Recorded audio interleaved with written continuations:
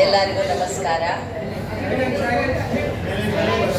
ಸ್ವರ್ಣ ಟ್ರಾವೆಲ್ಸ್ ಹೆಂಗೆ ಸ್ವರ್ಣ ದಿನದಿಂದ ದಿನಕ್ಕೆ ಹೊಳಿತಾ ಹೋಗುತ್ತೋ ಹಾಗೆ ಇದು ಹೊಳಿತಾ ಹೋಗ್ಲಿ ಮಿನುಗ್ತಾ ಹೋಗ್ಲಿ ಅಂತ ಹೇಳ್ತೀನಿ.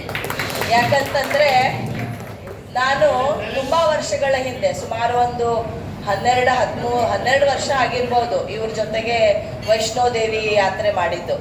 ಆವಾಗಿನಿಂದ ಇವಾಗಿನ ತನಕ ನೋಡಿದ್ರೆ ದಿನದಿಂದ ದಿನಕ್ಕೆ ಇದು ಬೆಳೀತಾ ಇರೋದಂತೂ ನಿಜ. ಬೆಳೆದಿದೆ ಅನ್ನೋ ಅಹಂಕಾರ ಅವರಲ್ಲಿಲ್ಲ.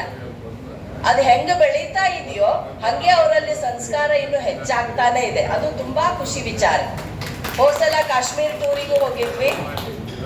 ಅಲ್ಲಿನೂ ತುಂಬಾ ಚೆನ್ನಾಗಿ ಅಂದ್ರೆ ಬಂದಂತಹ ಪ್ಯಾಸೆಂಜರ್ಸ್ ನಾವೇನಿದೀವಿ ಅವರು ಇವ್ರ ಪ್ಯಾಸೆಂಜರ್ ಅಂತ ಅನ್ಕೊಳ್ಳಲ್ಲ, ತಮ್ಮ ಗೆಸ್ಟು ಅನ್ನೋ ತರ ಏನ್ ಟ್ರೀಟ್ ಮಾಡ್ತಾರೆ ಅದರಲ್ಲಿ ಅವರ ಸಂಸ್ಕಾರ ನಮ್ಗೆ ಗೊತ್ತಾಗತ್ತೆ. ಯಾಕಂದ್ರೆ ಸಂಸ್ಕಾರ ಅನ್ನುವಂಥದ್ದು ಹಂಗೆ ಬರುವಂಥದ್ದಲ್ಲ, ಅದು ತಂದೆ ತಾಯಿಗಳಿಂದ ಬರುವಂಥದ್ದು. ಹೆಂಗೆ ಹಾಲಿದ್ದಂಗೆ ಹಾಲು ಒಂದ್ ದಿವಸಕ್ಕೆ ಒಡೆದೋಗುತ್ತೆ, ತುಪ್ಪ ಎಷ್ಟೋ ದಿವಸ ಬದುಕಿರುತ್ತೆ. ಹಾಲಿನಿಂದಲೇ ತುಪ್ಪ ಅಂದ್ರೆ ಅಲ್ಲಿಂದ ಇಲ್ಲಿ ಮೊಸರಾಗಿ ಕೆನೆಯಾಗಿ ಕಡದು ಬೆಣ್ಣೆಯಾಗಿ ಬೆಣ್ಣೆ ಕಾಸಿ ತುಪ್ಪವಾಗಿ ತುಪ್ಪದಿಂದ ಮಾಡಿದಂಥ ಪದಾರ್ಥ ಎಂದೆಂದು ಬಹಳಷ್ಟು ದಿನ ಹೆಂಗೆ ಇರುತ್ತೋ ಹಾಗೆ ಇವರು ಹಂಗೆ ಮುಂದುವರಿತಾ ಇರ್ಲಿ ಅಂತ ಹೇಳ್ತೀನಿ. ಆಮೇಲೆ ಇನ್ನೊಂದು ಖುಷಿ ಈಗ ಈ ಸಲ ಸನ್ಮಾನ ಮಾಡಿದ್ರಲ್ಲ, ಹೋದ್ ಸಲ ನಮ್ಮ ಅಕ್ಕಂಗೆ ಸನ್ಮಾನ ಮಾಡಿದ್ರು. ಅವಾಗ ಸೀನಿಯರ್ ಅಂದ್ರೆ ನಮ್ಮ ಅಕ್ಕನೇ ಇದ್ಲು. ನಾವು 4 ಜನ ಬಂದಿದ್ವಿ, ನಮ್ಮ ಬ್ರದರ್ ಮತ್ತೆ ನಮ್ಮ ಮನೆಯವರು ಬಂದಿದ್ರು.